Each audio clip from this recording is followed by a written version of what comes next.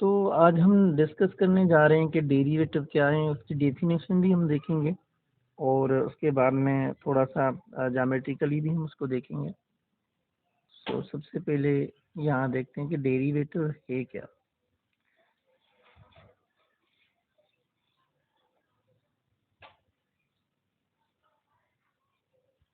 Derivative, okay. Actually derivative का मतलब है rate of change, rate of change, और उसकी कंपैरिजन। किसमें comparison? Rate of change in the Y axis with respect to rate of change in the X axis. तो इसको हम geometrically पहले डिफाइन करते हैं, उसके बाद में एनालिटिकली इसको डिफाइन करेंगे। फर्ज करते हैं कि एक कर्व है, ठीक है, थोड़ा सा कर्व को चेंज कर लेते हैं। फर्ज करते हैं कि हमारे पास एक एक्स एक्सिस और वाई एक्सिस कोई कोऑर्डिनेट सिस्टम है, इसको कार्टेशियन कोऑर्डिनेट सिस्टम कहा जाता है, ठीक है। अब यहाँ पे एक फंक्शन है एफ ऑफ एक्स, जिसकी कोई कर्व है, यहाँ से वो कर्व जो है वो इस तरह से डिफाइन हो रही है, ओके। अब इसकी हम दो पॉइंट्स लेते हैं, यानी फर्ज कर लेते हैं कि यहाँ पे ये एक ए पॉइंट ले रहे हैं हम, ठीक ठीक, और यहाँ पे कोई एक बी पॉइंट ले रहे हैं। तो यहाँ पे एक एवरेज रेट ऑफ चेंज भी हो सकता है, ठीक है, और दूसरा के इंस्टेनियस भी हो सकता है। फर्ज कर लेते हैं कि ये यहाँ पे करीब ले लेते हैं, ठीक है, ओके। अब अगर हम एक और लाइन जो है वो यहाँ पे ड्रा करें, देखें इन पॉइंट्स के दरमियान, ये तो बिल्कुल एक लाइन है, और जाहिर सी बात है एक लाइन है तो उसको स्लोप तो होगा, बट वो क्या है कि दो पॉइंट्स पे यहाँ इसको जो है वो काट कर रही है। क्या है यहाँ पे? एक जो है वो पॉइंट है एफ ऑफ ए, एंड दूसरी पॉइंट यहाँ पे है एफ ऑफ बी। तो इनकी जब हम एवरेज निकालें तो एवरेज क्या हो जाएगी? एवरेज हो जाएगी f of b minus F of a over b minus a. थोड़ा सा इसे और भी हम डिफाइन कर लेते हैं कि देखें कि अगर ये यहाँ से देखें, यहाँ से अगर हम एक हॉरिजेंटल और वर्टिकल ड्रा करते हैं लाइंस, देखें अगर मैं यहाँ से एक हॉरिजेंटल जो है वो बनाऊं इस तरह से, ठीक है, और यहाँ से वर्टिकल बनाऊं, तो जिस तरह से स्लोप होता है ये इस तरह से नहीं दिखाई दे रहा, बिल्कुल इसी तरह से दिखाई दे रहा है। तो इसको कहेंगे हम डेल्टा वाई और इसको कहेंगे हम डेल्टा एक्स। तो ये एक delta Y over delta x ही हो जाएगा, जिस तरह से ये देखें। तो ये डेल्टा वाई जो होगा वो बेसिकली यही होगा, यानी y2 माइनस y1। अब y2 पे कौन सा है? देखें ये पहली 1 पॉइंट है और ये 2 पॉइंट है, इसका मतलब है कि ये हो जाएगा yb और ये हो जाएगा ya, ओके। सेम इसी तरह से यहाँ ये पॉइंट्स हो जाएंगे x2, और यहाँ पे ये पॉइंट्स अगर हम देखें तो यहाँ पे उनको कह सकते हैं कि ये x1 है। तो यहाँ ये जो डेल्टा x हो जाएगा तो वो इक्वल हो जाएगा x2 माइनस x1 के, ओके। तो यही पॉइंट्स यानी कि ये delta y over delta x, यही फॉर्मेट हो गया y2 minus y1 over x2 minus x1, और इसको हम स्लोप कहते हैं। और हमें ये पता है कि y2 क्या है? y2 ये है, और जो y1 है वो क्या है? वो ये है। तो यानी कि ये हो जाएगा f of b minus F of a over, यहाँ पे हो जाएगा b माइनस ए। तो क्या ये डेरिवेटिव होती है? थोड़ा सोचें, ये डेरिवेटिव होती है या कुछ और है? इसको कहते हैं हम एवरेज रेट ऑफ चेंज। क्या कहते हैं इसको? Average rate of change. ये डेरिवेटिव नहीं होती, मैं साफ अल्फाज में कहता हूँ, ये डेरिवेटिव नहीं है, ये एक एवरेज रेट ऑफ चेंज है। डेरिवेटिव क्या होती है? देखें कि हम सपोज करते हैं कि हमारे पास एक डिलीटेड नाइबरहुड इंटरवल है, ठीक है, डिलीटेड नाइबरहुड इंटरवल है कोई, और उसमें ये एक हम फॉर्मेट बना रहे हैं, यहाँ पे एक्स एक्सिस है, ठीक है, और ये वाई एक्सिस है, और यहाँ पे एक फंक्शन जो है वो इस तरह से डिफाइन हो रहा है जिसको हम एफ ऑफ एक्स कह रहे हैं, वो एक फंक्शन है, ठीक। अब हम यहाँ पे एक अप्रोच करते हैं कि फर्ज करें कि एक ऐसी पॉइंट हम ढूंढें जहाँ पे जो ये x2 था और y2 था वो एक ही हो जाए। सपोज किस तरह से, यानी कि हमने फर्ज किया कि ये एक x1 पॉइंट है और यहाँ पे जो है ये x2 पॉइंट, जिसी को आप a और b पॉइंट कह रहे थे वही, और ये जो पॉइंट है देखें ये राइज है, ठीक है, तो ये हमारी क्या हो जाएगी, ये y2 पॉइंट हो जाएगी, और ये हमारी y1 पॉइंट हो जाएगी, जिसको आप f ऑफ x1 कहेंगे और इसको f ऑफ x2 कहेंगे, ठीक है। अब बहुत ही दो पॉइंट्स में अगर हम इसको इस तरह से करीब लेकर आए, किस तरह से करीब कि एक दूसरे को टेंड्स करें, किस तरह से देखें, ये यहाँ से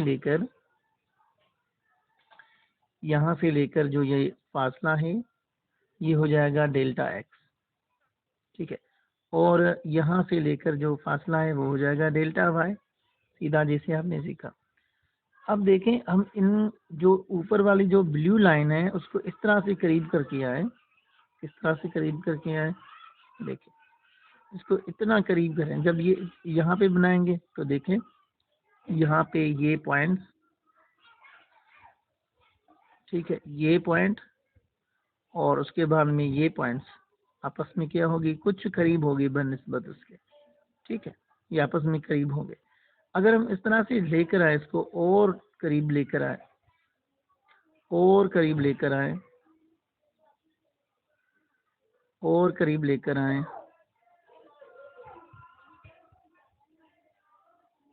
ठीक है, और इसी तरह से और करीब लेकर आए इसे, तो यहाँ पे एक ऐसी पॉइंट बनेंगी, ये देखिए यहाँ पे ये हो गया हमारा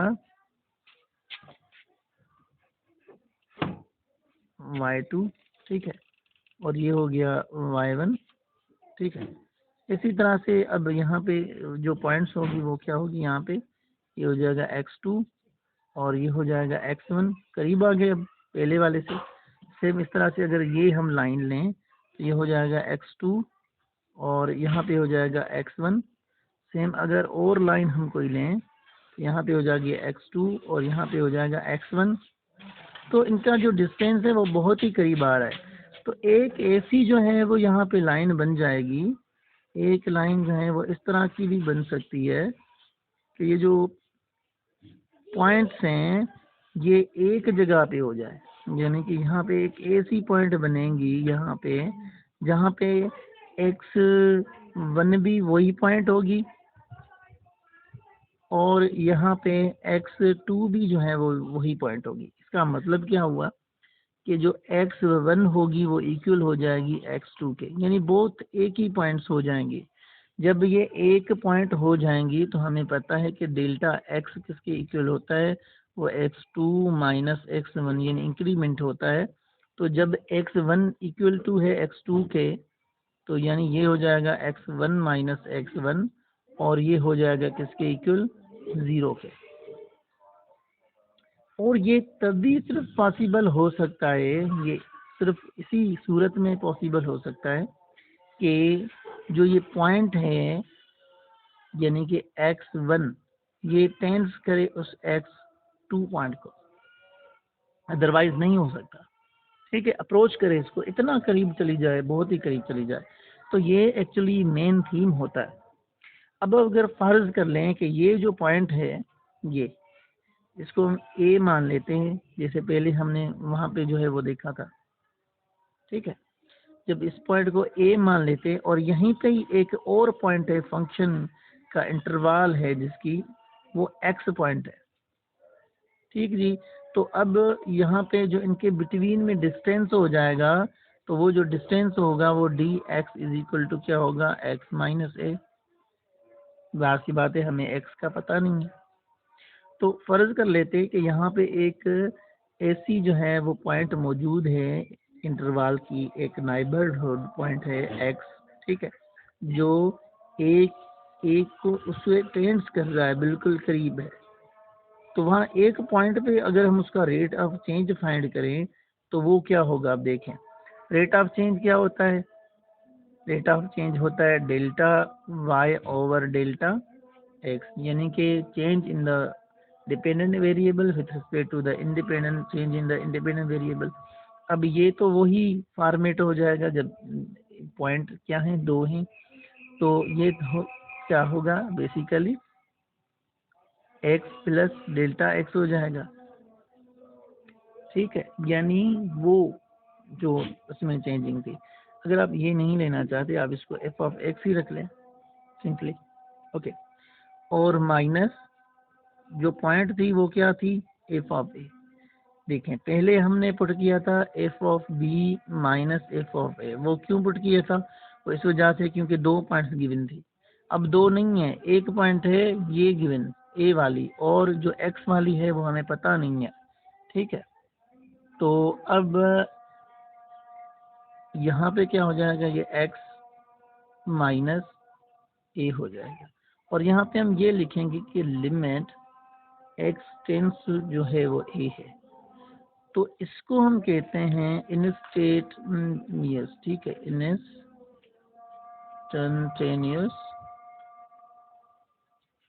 रेट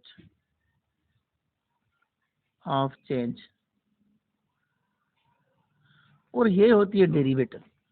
ओके, तो डेरिवेटिव को हम बाय द डेफिनेशन किस तरह से बयान करते हैं, ये न्यूटन्स फर्स्ट प्रिंसिपल भी इसको कहा जाता है।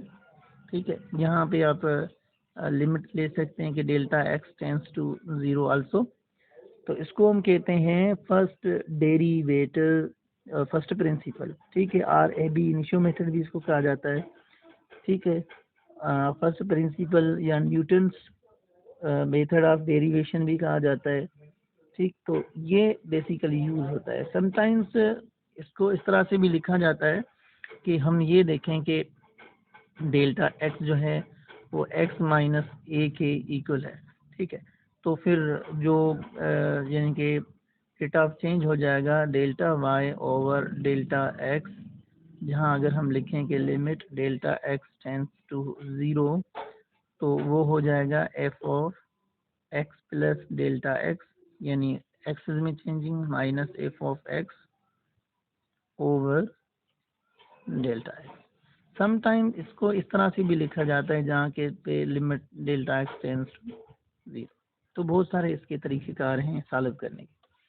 तो आगे के जो कुछ मेथड्स यहाँ पे मैं डिफाइन करूँगा कि उनके जो है वो डेरिवेशन किस तरह से